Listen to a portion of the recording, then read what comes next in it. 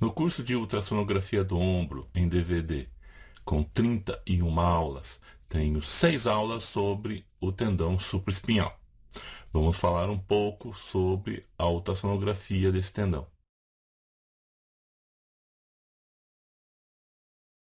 O ventre do supraespinhal fica na fossa supraescapular.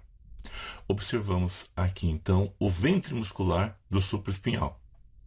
O tendão do supraespinhal passa sob o ligamento córaco-acromial. Aqui está o ligamento córaco-acromial. Veja que parte da clavícula e a articulação e o ligamento acrômio-clavicular também estão por cima do ventre muscular e parte do tendão do supraespinhal. A inserção do supraespinhal é na faceta superior da tuberosidade maior do húmero. A principal função do supraespinhal é estabilizar a cabeça humeral, pressionando-a contra a cavidade glenoide durante a flexão do braço, que é feita principalmente pelo músculo deltoide. O supraespinhal impede a instabilidade da cabeça humeral na flexão. A sua função secundária é a abdução do braço. No curso de ultrassonografia do ombro, vamos conversar muito sobre a zona crítica de Codman, que é a porção do supraespinhal que está próxima de sua inserção. Esta zona está no intervalo dos ramos arteriais, tem vascularização ineficiente e é o primeiro ponto de impacto ao abduzir o ombro entre 60 e 120 graus. Temos aqui uma imagem longitudinal do supraespinhal na ultrassonografia. Aqui está o cabo rotador, profundamente e no meio das fibras do supraespinhal. A 15 milímetros da tuberosidade maior do húmero é onde encontramos o cabo rotador. E nessa linha vermelha é que está a área crítica de Codman.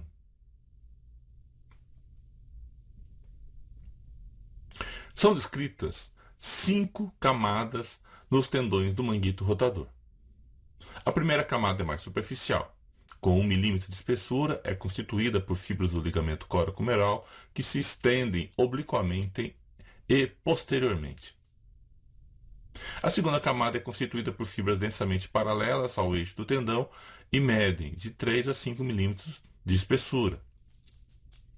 A terceira camada tem 3 milímetros de espessura e é composta por feixes menores de colágeno, que são frouxamente organizados em um ângulo de aproximadamente 45 graus ao longo do eixo do tendão. A quarta camada é constituída por tecido conjuntivo e grossas fibras de colágeno frouxo que se fundem com fibras do ligamento córaco-humeral.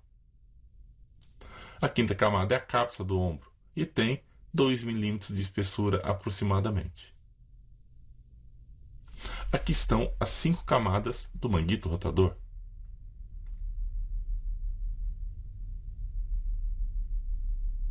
Preparei um curso de ultrassonografia do ombro que atende aqueles que nunca fizeram ultrassonografia e gostariam de aprender, como a maioria dos ortopedistas. Atende também aos colegas que já fazem ultrassonografia geral e querem aprender a ultrassonografia musculoesquelética, e aos colegas que já fazem ultrassonografia musculoesquelética e querem se aprofundar no estudo do ombro, pois teremos aulas avançadas sobre o assunto. No curso, mostro anatomia topográfica e ultrassonográfica do ombro e as doenças e lesões que acometem esta articulação.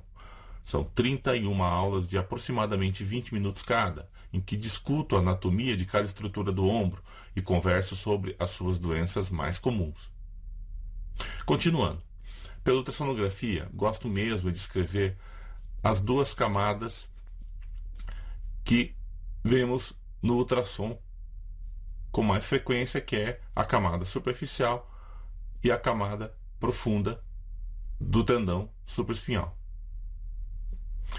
Temos então uma camada de fibras mais superficiais que inserem-se na porção mais distal da tuberosidade maior e uma camada mais profunda que insere-se na porção mais proximal da tuberosidade maior.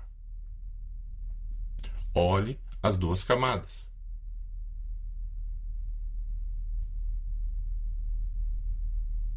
Sempre é importante observarmos a imagem como um todo.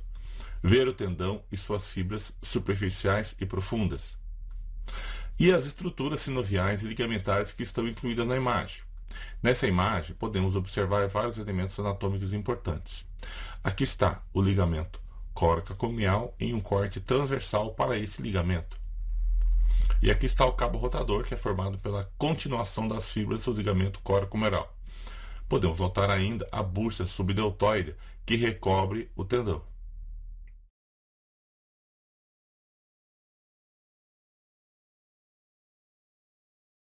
Aqui veja que colocamos o transdutor transversal em relação às fibras do tendão. E obtemos essa imagem transversal.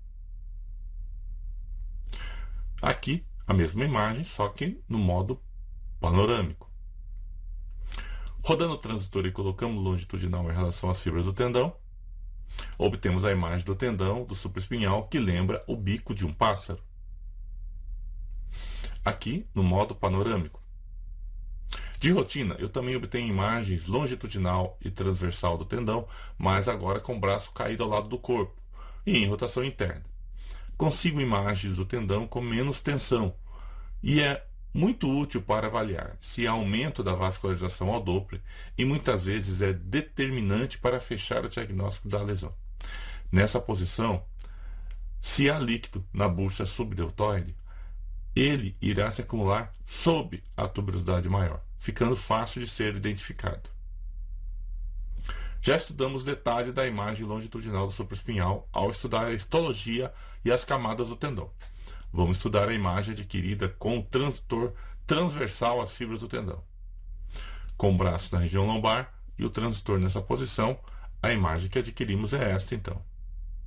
Mas vamos estudar a imagem panorâmica para termos noção da situação do supraespinhal em relação às outras estruturas do ombro. Vejamos então. Aqui está o processo coracoide. Aqui a porção intraarticular da cabeça longa do bíceps. Aqui está o nosso tendão supraespinhal. E aqui o tendão infraespinhal.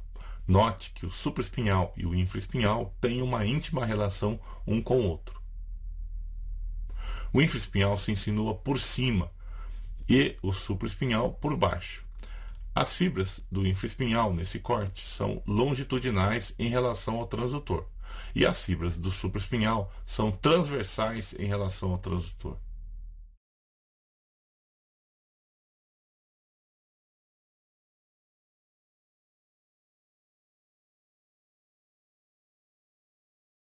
Este foi somente um pequeno resumo das aulas do curso de ultrassonografia do ombro que eu estou lançando.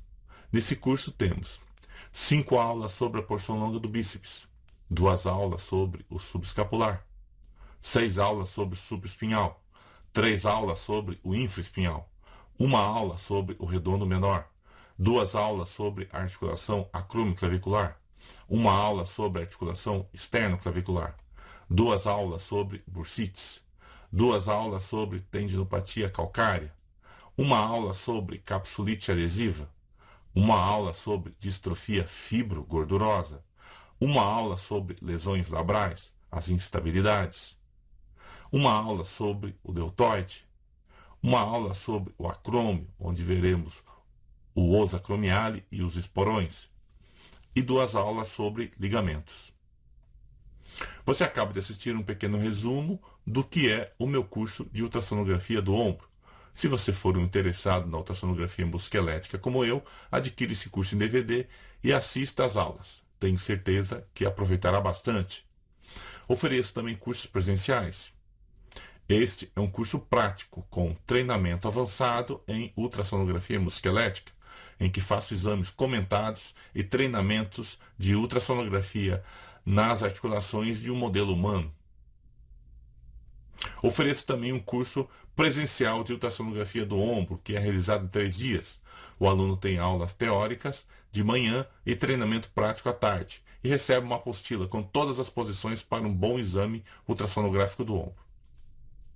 Se houver interesse em adquirir a apostila do curso de ombro, onde mostro todas as posições para o exame completo, mande um e-mail para esse endereço que podemos fornecer a apostila. Se tiver interesse em adquirir os 11 DVDs com as 31 aulas desse curso de ultrassonografia do ombro, ou de fazer algum dos meus cursos presenciais de ultrassonografia musculoesquelética, olhe a agenda no site www.tulioravelli.com.br e entre em contato por esses e-mails e telefone.